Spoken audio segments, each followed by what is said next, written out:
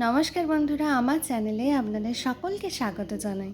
আশা করি আপনারা সবাই ভীষণ ভালো আছেন। আজকে হঠাৎ করে ওই বাড়ি চলে গিয়েছিলাম, মা বাবা কাউকে কিছু না জানিয়ে। তো গিয়ে দেখি আমি গেট থেকে কিন্তু চিকেনের গন্ধ পেয়ে গেছি। আজকের রান্নাটা ভাই করছে, তো নতুন হাতের রান্না তো পরে খেয়ে দেখতে হবে কেমন বানিয়েছে। আর গিয়ে তো আমি বলেইছি বাগানে যেতে আমার বেশি ভালো লাগে, তো কিছুক্ষণ পরেই আমি বাগানে চলে গিয়েছিলাম। আর এই যে ছোট ফুলকপিটা দেখালাম মনে আছে, একদম কুড়ির মতো ছিল, সেটা একটু বড় হয়ে গেছে, এর থেকে আর বেশি বাড়বে না। আর এই যে ছোটো ছোটো চারা গাছগুলো, বেতো শাকের গাছগুলো দেখিয়েছিলাম মনে আছে, এখন কি বড় বড় হয়ে গেছে দেখেছেন।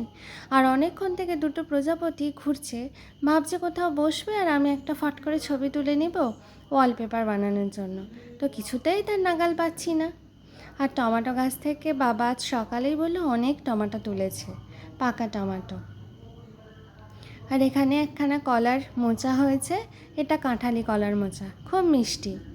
আজকে মাকে ছুটি দিয়েছি আর বলেছি কিছু বেতো শাক আমি তুলে নেব শাক ভাজা খাওয়ার জন্য।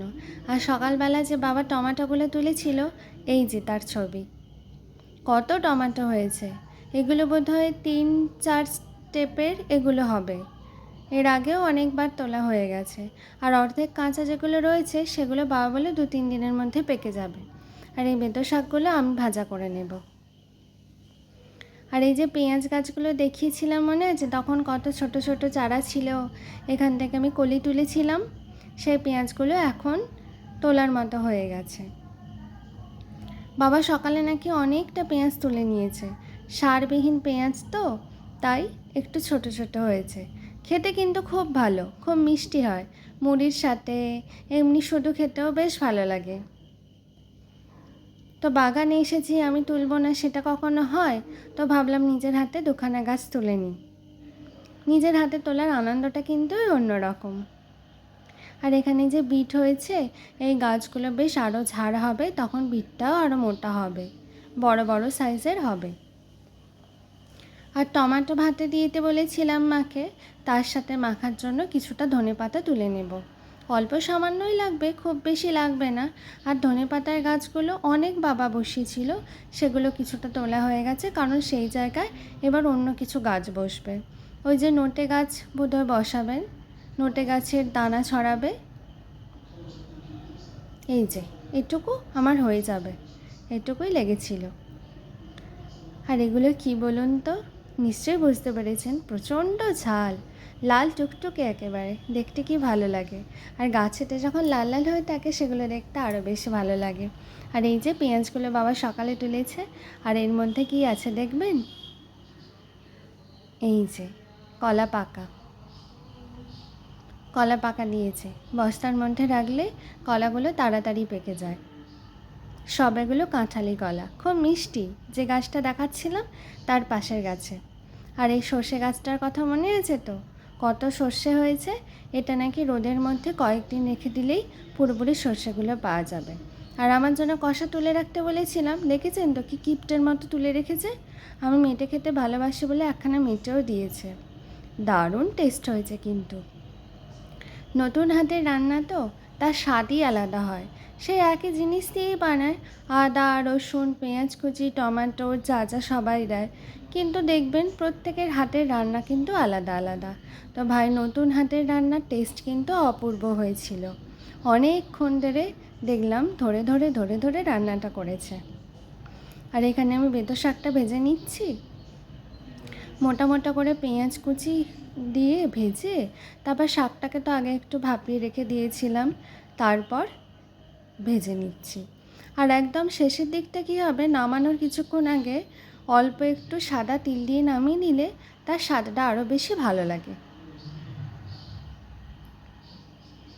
আর এখানে টমেটো সিদ্ধ দিয়ে আলু সিদ্ধ দিয়ে দুটো লঙ্কা পেঁয়াজ কুচি লবণ সর্ষের তেল ধনে পাতা দিয়ে সব কিছু দিয়ে মেখে নিয়েছি।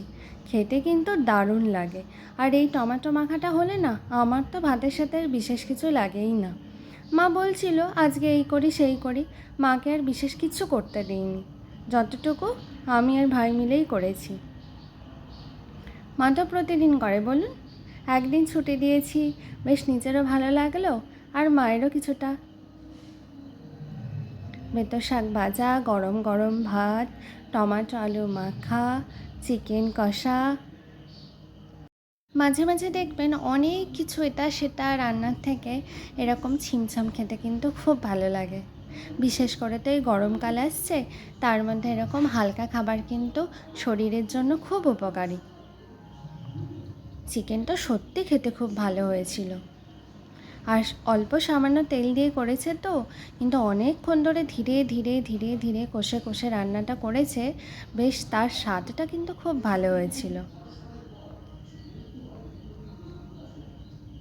আর এই যে বলছিলাম, শেষে রয়েছে মিষ্টি দই। গরমকাল আসছে, এখন তো টক দই বা মিষ্টি দই রেগুলার মেনুর সাথে থাকবেই, আর খাওয়াও ভীষণ উপকারী। মাঝে মাঝে কিন্তু এই ধরনের ছিমছাম খাবার খেতে খুব ভালো লাগে, কি তাই তো বন্ধুরা? তো আজকে দুপুরে আপনাদের লাঞ্চ মেনু কী ছিল সেটা জানার ভীষণ ইচ্ছে রইল। আর আমার ভিডিওটা ভালো লাগলে অবশ্যই কিন্তু একটা লাইক, কমেন্ট আর শেয়ার করতে হবে। দেখা হবে পরবর্তী একটা ভিডিওতে। তার মধ্যে আপনাদের সবাইকে সুস্থ থাকতে হবে আর খেতে হবে ভালো ভালো হেলদি খাবার। ভালো থাকবেন, সুস্থ থাকবেন।